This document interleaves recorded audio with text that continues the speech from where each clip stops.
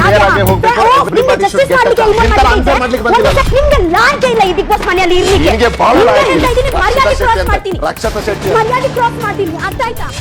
Big boss ಮನೆಯಲ್ಲಿ ಈಗ secret room ನಲ್ಲಿ ಧ್ವಂಸ ಆಗೋಗಿದೆ. ರಕ್ಷಿತಾ ಹುಚ್ಚಾಟಕ್ಕೆ ಬೆಡ್ಶೀಟು ಬೆಡ್ಡು ಹಾಗೆ ರೂಮ್ ಅನ್ನೇ ಧ್ವಂಸ ಮಾಡಿ ಬಿಸಾಕಿದ್ದಾರೆ. ಅದು ಕೂಡ ಧ್ರುವಂತ್ ಅವರ ಜೊತೆಗೆ ಜಗಳ ಆಡ್ಕೊಂಡು. ಧ್ರುವಂತ್ ಮತ್ತೆ ರಕ್ಷಿತಾ ಇಬ್ರು ಕೂಡ ಜಗಳ ಆಡ್ಕೊಂಡಿದ್ದಾರೆ. ಆದ್ರೆ ಹುಚ್ಚಾಟವನ್ನ ಮೆರೀತಿದ್ದಾರೆ ಅನ್ಬೋದು ರಕ್ಷಿತಾ ಅವರು. ಧ್ರುವಂತ್ ಅವರ ಮೇಲಿರುವಂತಹ ಕೋಪಕ್ಕೆ ಅವರ ಬೆಡ್ ಅನ್ನ ಅವರ ಬೆಡ್ಶೀಟ್ ಅನ್ನ ಎಲ್ಲದನ್ನು ಕೂಡ ಪೀಸ್ ಮಾಡಿ ಬಿಸಾಕ್ತಾ ಇದ್ದಾರೆ. ರೂಮ್ ಪೂರ್ತಿ ರಾಣ ರಂಪ ಮಾಡಿ ಬಿಸಾಕಿದ್ದಾರೆ.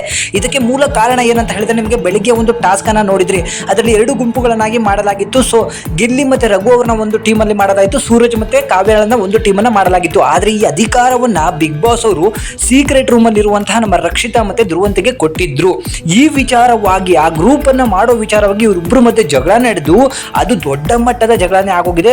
ರೂಮ್ ಪೂರ್ತಿ ಹಾಳು ಮಾಡಿ ಇಟ್ಬಿಟ್ಟಿದ್ದಾಳೆ ರಕ್ಷಿತಾ ಅನ್ಬೋದು. ಧ್ರುವಂತ್ ಅವರ ಬೆಡ್ ಅನ್ನೆಲ್ಲ ತೆಗೆದು ಕೆಳಗಡೆ ಬಿಸಾಕಿದ್ದಾರೆ.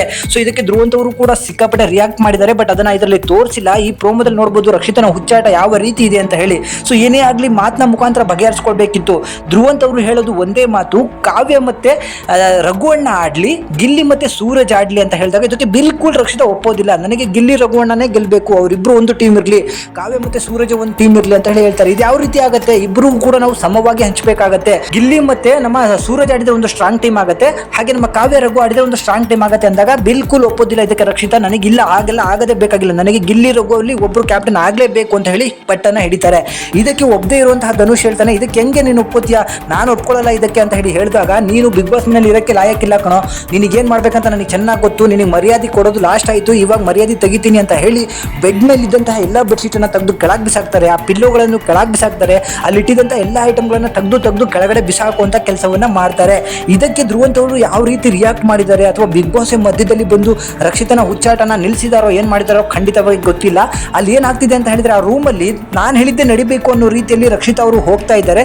ಧ್ರುವಂತ್ ಅವ್ರನ್ನ ಆ ರೂಮಲ್ಲಿ ಇದ್ಮೇಲೆ ತುಂಬಾ ಜನ ಇಷ್ಟಪಡ್ತಿದ್ದಾರೆ. ಯಾಕಂದ್ರೆ ಒಂದು ಕರೆಕ್ಟಾಗಿ ಮಾತಾಡ್ತಿದ್ದಾರೆ ಅನ್ನೋ ಒಂದು ಮೈಂಡ್ ಸೆಟ್ ಅನ್ನ ಕೂಡ ಹೇಳ್ತಿದ್ದಾರೆ. ಬಟ್ ರಕ್ಷಿತಾ ನನ್ನದೇ ನಡಿಬೇಕು ಅಂತ ಹೇಳಿ ಧ್ರುವಂತ್ ಅವರ ಮುಂದೆ ಕೂತಾಗ ಧ್ರುವಂತ್ ಬಿಲ್ಕುಲ್ ಒಪ್ಪದೇ ಇದ್ದಾಗ ಅವರ ಬಟ್ಟೆಗಳನ್ನೆಲ್ಲದನ್ನು ಕೂಡ ಕೆಳಗಡೆ ಬಿಸಾಕಿದ್ದಾರೆ. ಇದರ ಬಗ್ಗೆ ಚರ್ಚೆ ಅಂತೂ 100% ಆಗೇ ಆಗತ್ತೆ ಈ ವೀಕೆಂಡ್ ಅಲ್ಲಿ. ಮತ್ತೆ ಈ ವಾರ ಇನ್ನೊಂದು ಸೀಕ್ರೆಟ್ ಏನಂತ ಹೇಳಿದ್ರೆ, ಇದುವರೆಗೂ ಕೂಡ ಯಾವುದೇ ರೀತಿಯಾದಂತಹ ವೋಟಿಂಗ್ ಲೈನ್ಗಳು ಓಪನ್ ಆಗಿಲ್ಲ. ಈ ವಾರನೂ ಕೂಡ ಎಲಿಮಿನೇಷನ್ ಇಲ್ಲ ಅಂತ ಇರೋದಿಲ್ಲ. ಯಾಕಂದ್ರೆ ವೈಲ್ಡ್ ಕಾರ್ಡ್ ಎಂಟ್ರಿನ ಹೊರಗಡೆ ಕಳಿಸಬಹುದು. ಈಗಾಗಲೇ ಇನ್ನೇನು ಮುಗಿಯಲಿಕ್ಕೆ ಬಂದಿದೆ ಬಿಗ್ ಬಾಸ್. ಈಗಲೂ ಕೂಡ ವೈಲ್ಡ್ ಕಾರ್ಡ್ ಎಂಟ್ರಿಗಳನ್ನ ಒಳಗಡೆ ಇಟ್ಕೊಂಡು ಅಥವಾ ವೋಟಿಂಗ್ ಲೈನ್ಸ್ ಗಳನ್ನ ಓಪನ್ ಮಾಡದೇ ಇದ್ದಾಗ ಒಂದು ಡೌಟ್ ಬರೋದೇನಂತ ಹೇಳಿದ್ರೆ, ವೈಲ್ಡ್ ಕಾರ್ಡ್ ಎಂಟ್ರಿ ಆಗಿರುವಂತಹ ಚೈತ್ರ ರಜತ್ ಅವ್ರನ್ನ ಹೊರಗಡೆ ಕಳಿಸುವಂತಹ ಸಾಧ್ಯತೆಗಳು ಹೆಚ್ಚಾಗಿದೆ. ಅಥವಾ ಇನ್ಯಾವುದಾದ್ರೂ ಟ್ವಿಸ್ಟ್ ಕೊಡ್ತಾರೆ ಅಂತ ಹೇಳಿ ಕಾದು ನೋಡ್ಬೇಕಾಗತ್ತೆ. ಇದರ ಬಗ್ಗೆ ನಿಮಗೆಲ್ರಿಗೂ ಕೂಡ ಏನ್ ಅನ್ನಿಸ್ತಾ ಇದೆ ಅದನ್ನು ದಯವಿಟ್ಟು ಕಮೆಂಟ್ ಮುಖಾಂತರ ತಿಳಿಸಿ. Thank you.